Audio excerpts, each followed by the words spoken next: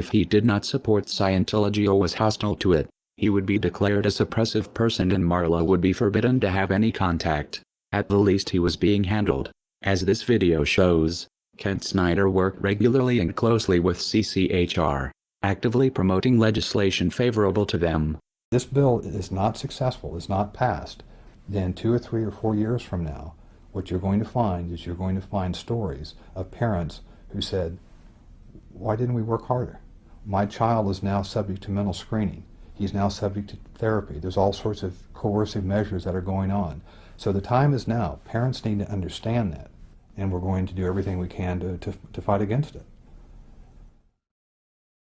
This is important because there is an attempt to rationalize Ron Paul's involvement with CCHR and founding member Dr. Zass as harmless. On the Ron Paul forums, when a supporter points out the Scientology connection, another member tries to spin Zass as a great libertarian who is not a Scientologist nor is sympathetic to Scientology. This is bullshit. CCHR is a branch of Scientology and SZAZS co-founded it. The Church of Scientology would never allow someone they did not control to have that much influence. The CCHR website was registered by Scientologist Amber Smayataki. Most of the board are Scientologists. Zass denies being a Scientologist. A representative writes, sharing this battle does not mean that Dr. Zass supports the unrelated principles and causes of any religious or non-religious organization. This can be true working with most organizations, but as we have shown, Scientology does not work this way. You are either for Scientology or you are against it. Whether SZAZS himself believes in Xenu is irrelevant. What is relevant is Scientology considers Zass non-hostile and therefore successfully handled. Kent Snyder may have something in common with Lisa McPherson. His involvement with a cult might have killed him. Like Zass, Scientology believes in an extreme version of personal responsibility. That disease is a result of body thetans and it is the Scientologists' fault for not trying hard enough to clear them.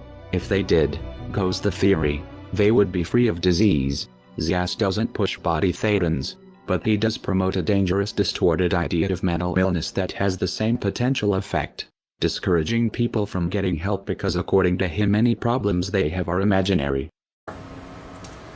The CCHR was created in 1969, founded by the Church of Scientology and by famous renegade psychiatrist Dr. Thomas Zass.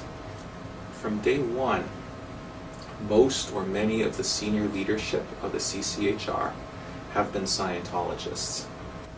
And for Zass, and of course this has been taken on big time by Scientology, therefore mental illness is not real illness.